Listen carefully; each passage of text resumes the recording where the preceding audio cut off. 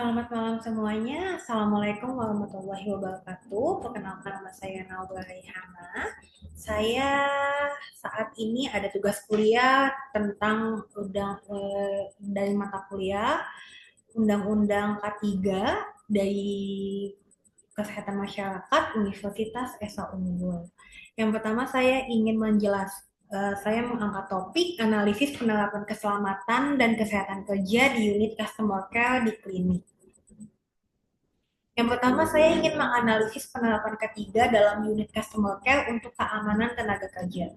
Yang pertama itu ada konteks peraturan ketiga di klinik, yaitu pentingnya regulasi ketiga dalam meningkatkan keselamatan kerja di unit customer care dan dampaknya terhadap pelayanan kesehatan.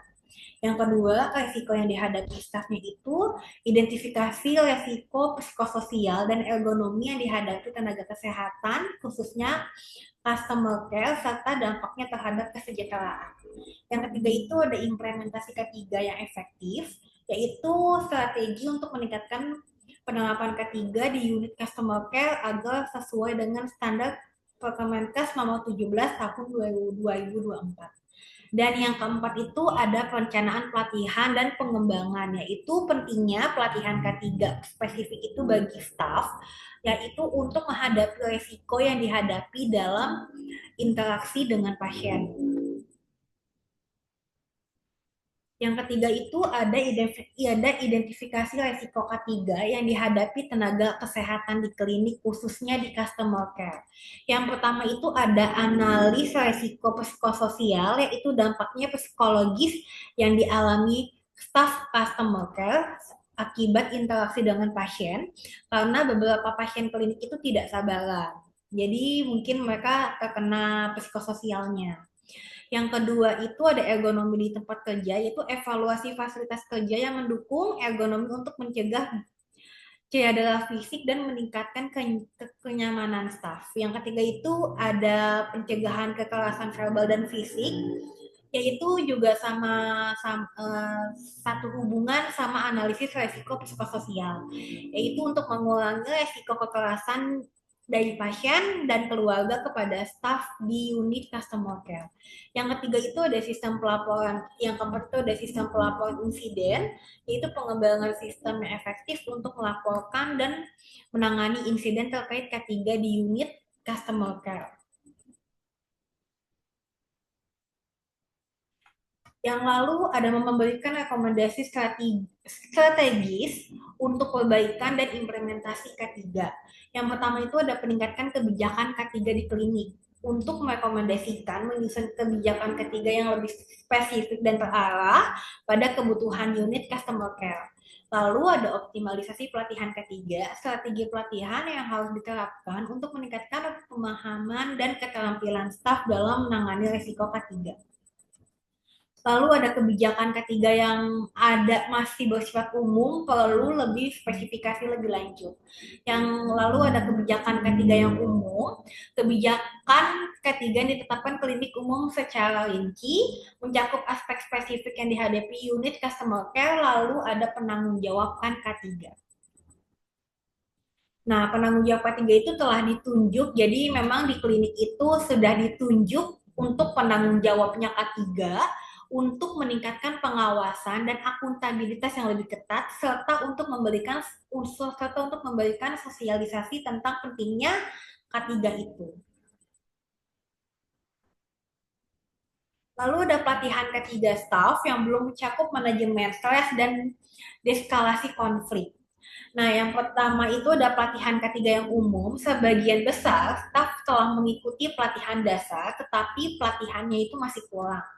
Lalu ada manajemen stres, pelatihan manajemen stres dan deskalasi konflik perlu ditingkatkan lagi untuk melindungi staf dari resiko psikososial.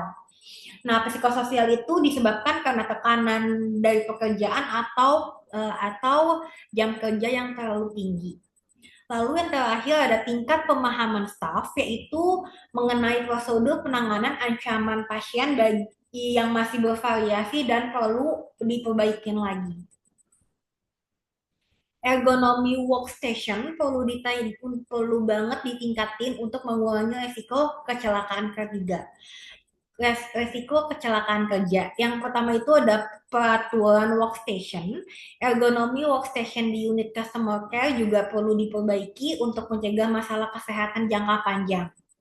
Lalu ada fasilitas yang tersedia, kursi meja yang sudah ada, tetapi memang masih kurang ergonomis, seperti meja dan komputer atau laptopnya itu masih lebih tinggian laptopnya dibanding kursinya, jadi tidak sebanding dengan mata.